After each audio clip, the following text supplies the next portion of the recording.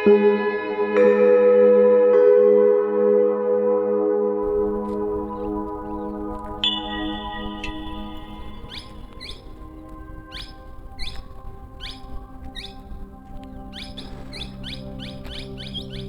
के सवाल में आज सबसे पहले हम वह प्रश्न सुन लेते हैं, फिर आगे बात करेंगे।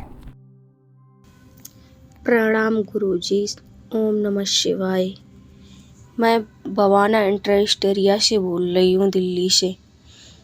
क्या मेरे मन के सवाल में ये है कि मैं जब भी पूजा करती हूँ तब मेरे सामने एक दृश्य आता है। कभी माता रानी आती है, कभी गणेश जी दिखाई देती हैं, कभी बजरंगबली जी दिखाई देते हैं। मेरे को समझ में नहीं आता मैं क्या करूं क्या नहीं करूं। दूसरा प्रश्न ये है कि मेरे अंदर उमड़ के ये आता है कि भोलेनाथ का मंदिर बनवाऊं और उनके लिए बहुत कुछ करूं, लेकिन मेरे पास ऐसा कुछ, दोनों जने में पति पत्नी पैसे कमाते हैं, वो भी सारे खर्च हो जाते हैं। थोड़ा बहुत बचता है, उसे मैं इकट्ठा कर रही हूँ मंदिर बनवाने के लिए। मेरे अंदर एक भाव उत्पन्न है कि भगवान जी का मंदिर बनवाऊंगा और पूजा पाठ करूं, लेकिन समझ में नहीं आ रहा है क्या करूं क्या ना करूं। प्रणाम गुरुजी। मेरे मन के सवाल में मेरी स्वीकार करके मेरे प्रश्न का उत्तर दीजिए प्रभु जी। मुझे लिखना पढ़ना नहीं आता है, मुझे हिंदी नहीं आती है प्रभु। मैं जो कुछ हूँ भगवान की कृपा से जैसी हूँ वैसी हूँ, मुझे नहीं मालूम।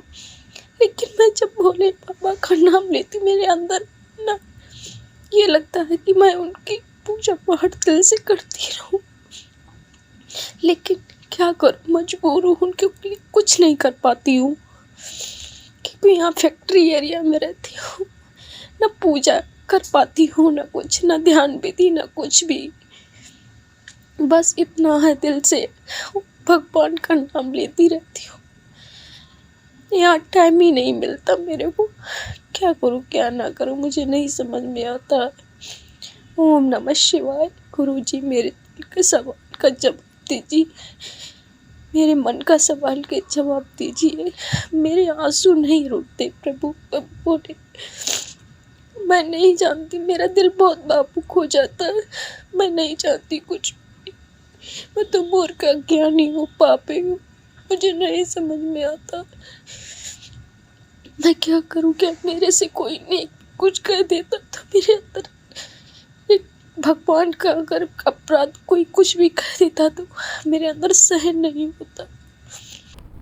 इनके दो प्रश्न हैं। पहला तो यह है कि इनको बहुत अधिक देवी देवता दिखाई देते हैं, तो ऐसे में ये क्या करें।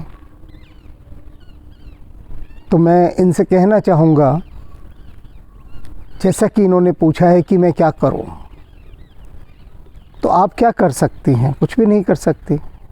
जो करना है इन देवी देवताओं को करना है और वे कर रहे हैं। मनुष्य की देखो सबसे बड़ी समस्या क्या है, अगर उसे कुछ अच्छा दिखाई देने लगता है ना तो भी वह घबरा जाता है कि अरे मुझे तो ये देवी देवता दिखाई देने लगे हैं।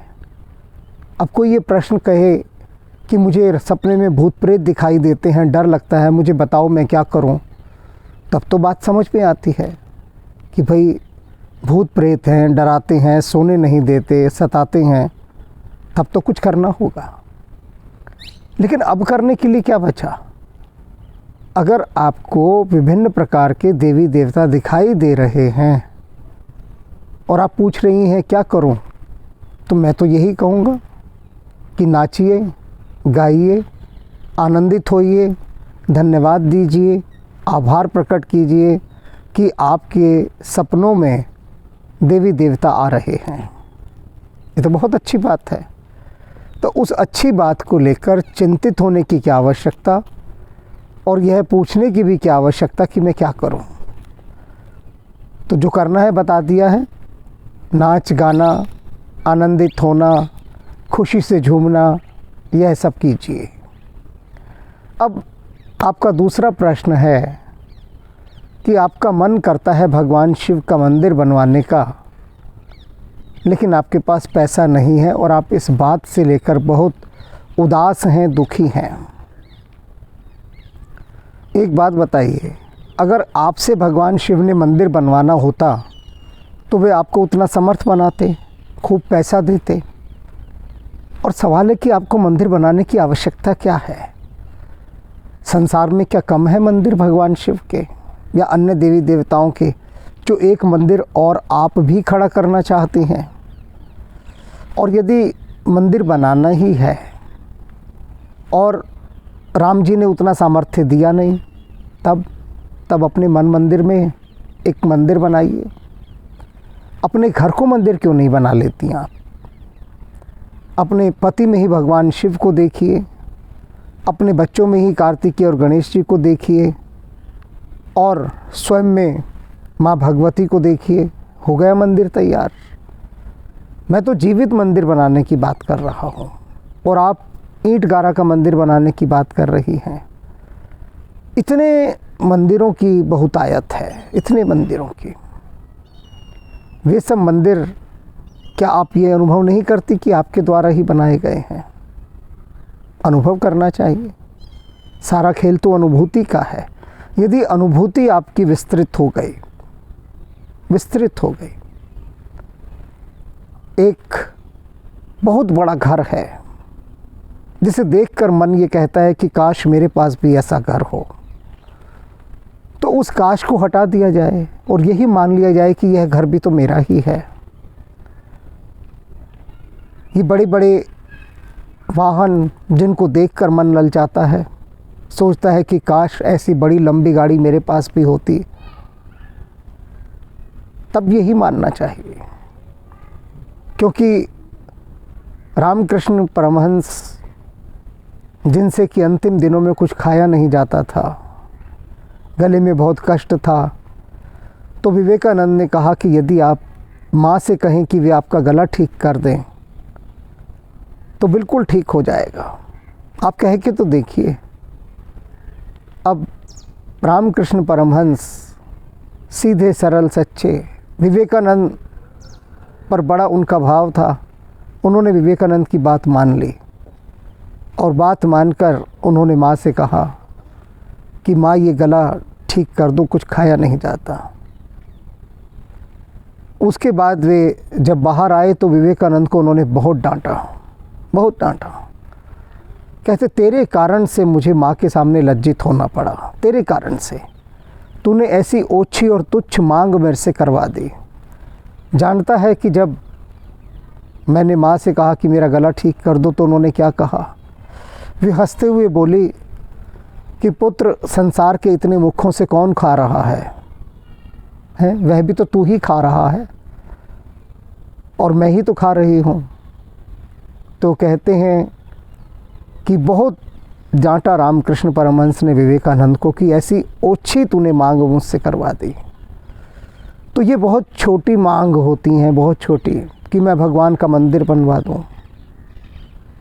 जिनसे उन्होंने मंदिर बनवाने हैं उनको उन्होंने वैसा सामर्थ्य देकर भेजा ही है। अब जब वो मंदिर बन गए, उन मंदिरों में आप जाकर सेवा कीजिए। आपके ही घर के पास, जहाँ तक मुझे याद है, आपने बताया कि आप बवाना में रहती हैं, तो वहाँ शिव टोला मंदिर है, मेरा देखा है, बहुत बड़ा मंदिर है भगवान शिव का। आप वहाँ जाके सेवा कीजिए।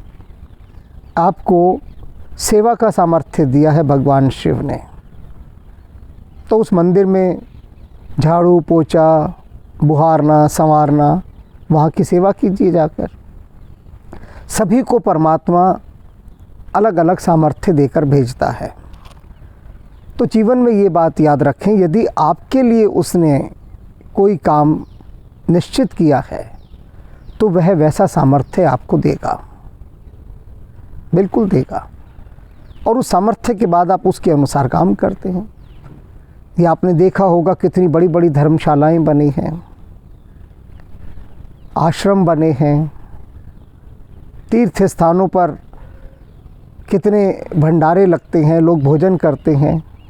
यह सब कैसे हो रहा है? एक गरीब आदमी जिसको वेतन ही बहुत थोड़ा सा मिलता हो, 8-10 हज़ार, वह एक भंडारा करेगा तो उसी में भिखारी बन जाएगा, खुद अगले दिन भंडारों की लाइन में खड़ा हुआ दिखाई देगा। उसे कोई आवश्यकता नहीं भंडारे करने की, कोई भी आवश्यकता। जिनके पास राम ने इतना दिया है कि वो 365 दिन भी भंडारे चलाएं तो भी उनके भंडारों में कमी नहीं आएगी, इतना बेहिसाब अकूत धन दिया है परमात्मा ने, वे कर रहे हैं। आपको सोचना है कि आपको क्या सामर्थ्य दिया। भंडारों के बाद जो कूड़ा इकट्ठा होता है, पत्तलें गिरती हैं, आप वह सेवा कीजिए। तो आप कहेंगे आप तो हमें सफाई कर्मचारी बना रहे हैं। भगवान कृष्ण भी बने थे, पत्तलें उठाई उन्होंने झूठी, जो लोग भोजन करने बैठते थे, आने वालों के पैर धोए, जबकि उनके पास तो सब सामर्थ्य था। तो जिनके पास धन का सामर्थ्य नहीं है, वे यह सोच सोच कर निराश ना हो कि वे धन से परमात्मा की सेवा नहीं कर पा रहे। सेवा करने के 3 मार्ग होते हैं, मनसा वाचा कर्मणा, तन से, मन से और धन से। तो यदि आपके सेवा का सामर्थ्य धन से नहीं है तो तन से कीजिए, शरीर से सेवा कीजिए। और शरीर से सेवा होती है कि जिस स्थान पर आप रह रहे हैं उस स्थान की सुंदरता को, दिव्यता को, भव्यता को, उसे कम ना होने दें, उसे नुकसान ना पहुंचाएं। अगर आप किसी जगह को साफ़ नहीं रख सकते तो कम से कम इतना कीजिए, उसे गंदा मत कीजिए। तो ये शरीर की सेवा हो गई कि अपने शरीर से इस धरती को सुंदर बनाने का प्रयास कीजिए। और जो शरीर से भी नहीं कर सकते वे मन से करें, अर्थात मन से बैठे बैठे प्रार्थना करें कि संसार में शुभ विचारों का प्रसार हो। ये भी एक बहुत बड़ी साधना है। अनेक लोग हैं, वे कहते हैं हम तो बिस्तर पर ही पड़े हैं, बीमार हैं, घर से भी नहीं निकलते, हम क्या सेवा करें। तो मानसिक सेवा अर्थात मन से सदा इन भावों को चारों तरफ फैलाएं कि संसार में अन्य लोगों के भाव भी शुद्ध हों, कल्याणकारी हों और पूरी वसुधा को अपना परिवार मानते हों, वसुधैव कुटुंबकम की भावना लेकर चलते हों। तो मैं आशा करता हूँ कि आपका मन अब कुछ शांत हो गया होगा, और उसे होना चाहिए, क्योंकि यदि मंदिर बनाऊं यही रट आपका मन लगाता रहा तो पूरा जीवन आप दुख पाएंगे, पूरा जीवन, क्योंकि मंदिर बनेगा नहीं। भगवान शिव ने नहीं चाहते कि आप मंदिर बनाएं, इसलिए उन्होंने आपको उतना पैसा नहीं दिया। जितना दिया है उतने में अपने घर को ही भगवान शिव का मंदिर बनाकर रहें, और फिर देखें कि घर में ही वह मंदिर कैसे जीवित हो उठता है।